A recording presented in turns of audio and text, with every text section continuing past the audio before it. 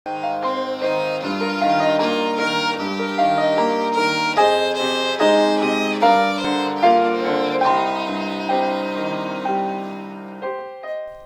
bylting hefur orðið á starfsemi tónlistarskólans í Grindavík eftir að nýtt og glæsilegt húsnæði var tekið í gagnið. Skólinn hefur svo vakið mikla athygli fyrir sérstaka eftirfylgni kennsluaðferðir sem aðrir skólar hafa svo nýtt sér í kjölfarið. Í skólanum eru 75 nemendur í einkanámi og starfa 10 kennarar við skólan.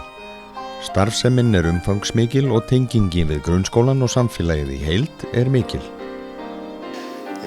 Fyrst langum við kannski að spyrja því svona, hvernig hefur starfsemin í nýju húsakynnunum gengið fyrir sig?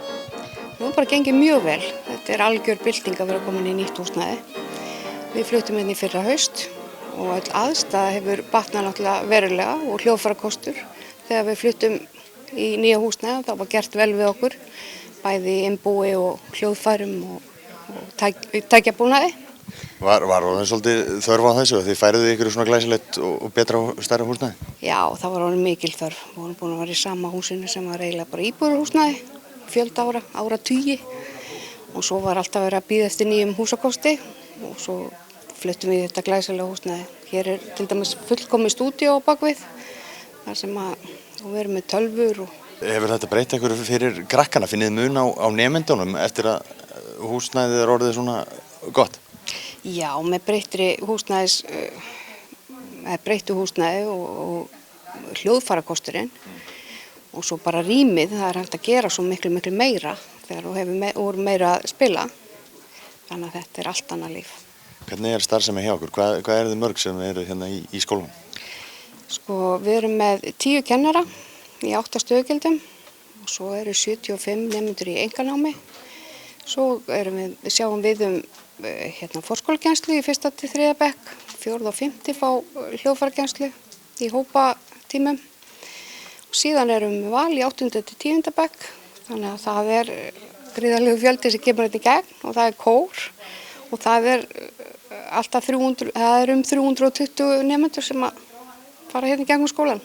Og nú er það að þengjast skólanum svolítið betur, er þetta þá orðið meira hluti af kennslunni svona og orðið tengdara skólan? Já, en við höfum alltaf verið í mjög góðu samstarfi við skólan. Það hefur verið mikið nánd. Og svo vinnum við náið líka með leikskólanum hérna. Þeir komu í heimsókn til þessar ári og við förum á höldum tómfundi. Við einnig með elliheimilið. Förum þangað á höldum tómfundi fyrir eldri borgara. Og ef það er einhverjar uppákomur hjá bænum, þá förum við gjarnan þangað líka. Hvernig er tónlistarlífið annars í Grindavík? Er gróska í Grindavík? Það er mikil gróska.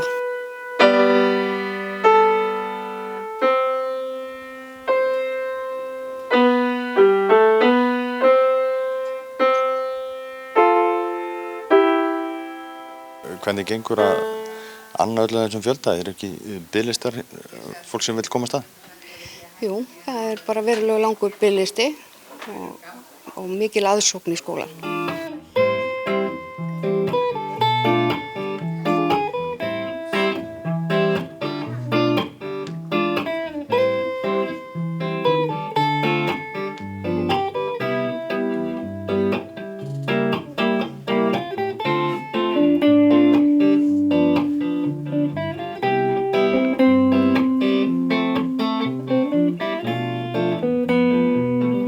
Hvað er svona vinsælast hjá okkur? Í hvað sækja nemendur helst?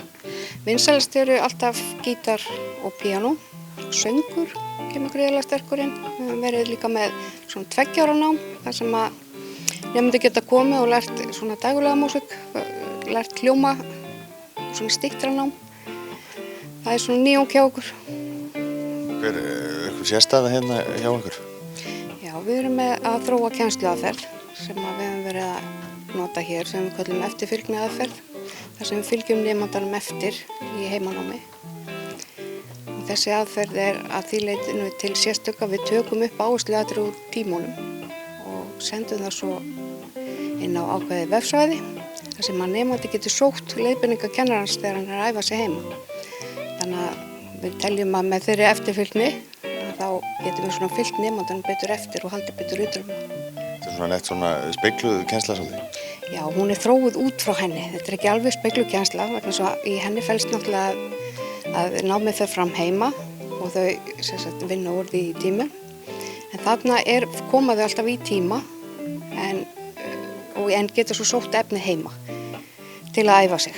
Og þetta er reynst vel, eru nemendur að taka vel í þetta? Já, þetta hefur reynst mjög vel og þetta teljum við hjálpa mjög og þau eru meira þess að fara að óska eftir því að það sé sett meira inn til þess að hafa stuðninginn. Það er ekki gott að hafa stuðning kennarans heima eða kennslustundin eða áhersluatriðin og kennslustundinni heima.